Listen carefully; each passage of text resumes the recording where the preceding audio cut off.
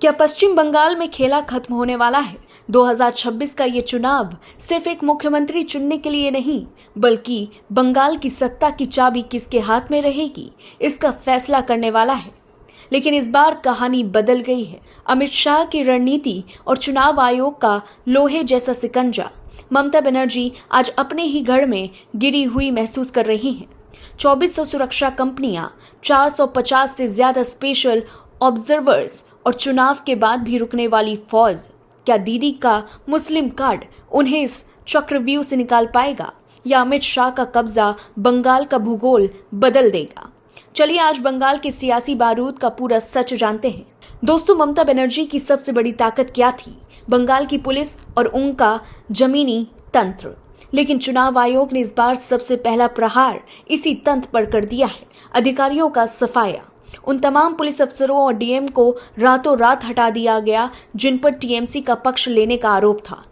नया बॉस कौन?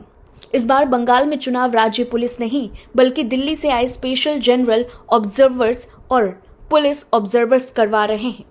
Money trail पर नजर। पहली बार आईआरएस अधिकारियों की फौज लगाई जाएगी, जो टीएमसी के फंड्स और वोट के बदले नोट बांटने वाली हर हरकत पर नजर रख रही है।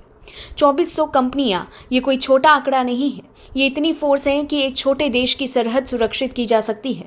अमित शाह का प्लान बहुत सीधा है, नो लोकल इंटरफेरेंस।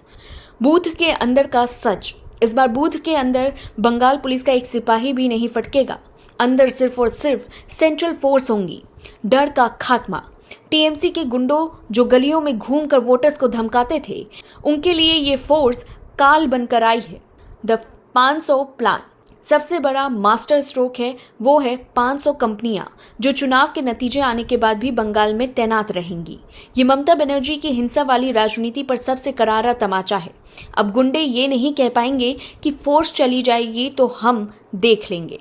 जब चारों तरफ से घेराबंदी हुई तो ममता बनर्जी का गुस्सा ईद के मंच पर फूट पड़ा। उन्होंने सीधा पीएम मोदी को घुसपैठी कह दिया। लेकिन जरा सोचिए, एक मुख्यमंत्री देश के प्रधानमंत्री को ऐसा क्यों कह रही है?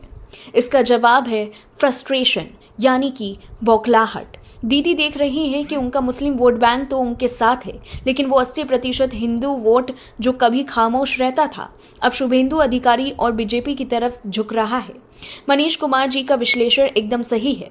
ममता बनर्जी जिस भीड़ को डरा रही हैं, वो बीजेपी के वोटर कभी थी ही नहीं। लेकिन उनके इस भाषण ने बाकी बंगाल को बीजेपी के पाले में खड़ा कर दिया है। आज बंगाल की पुलिस का कंट्रोल ममता बनर्जी के पास नहीं, बल्कि सीधा चुनाव आयोग और इनडायरेक्टली केंद्र के पास है। टीएमसी के गुंडे अब शांत हैं, क्योंकि उन्हें पता है कि इस बार ऊपर से सख्त आदेश है, गोली का जवाब गोली से। ममता बनर्जी कहती हैं कि अल्लाह उन्हें देख लेगा, लेकिन उधर शुभेंदु अधिकारी मां काली का आशीर्वाद लेकर मैदान में है। ये लड़ाई अब सिर्फ राजनीति की नहीं, बल्कि अस्मिता और अस्तित्व की बन चुकी है। तो क्या 2400 कंपनियों का ये पहरा बंगाल की तकदीर बदल पाएगा? क्या अमित शाह का ये कब्जा ममता बनर्जी के 15 साल के राज को उखाड़ फेंकेगा? एक तरफ ममता की जिद है और दूसरी तरफ शाह की रणनीति। इस बार का चुनाव इतिहास लिखेगा। आपको क्या लगता है, क्या सेंट्रल फोर्स की मौजूदगी में बंगाल की जनता बिना डरे वोट दे पाएगी? अपनी राय कमेंट बॉक्स में जरूर लिखें।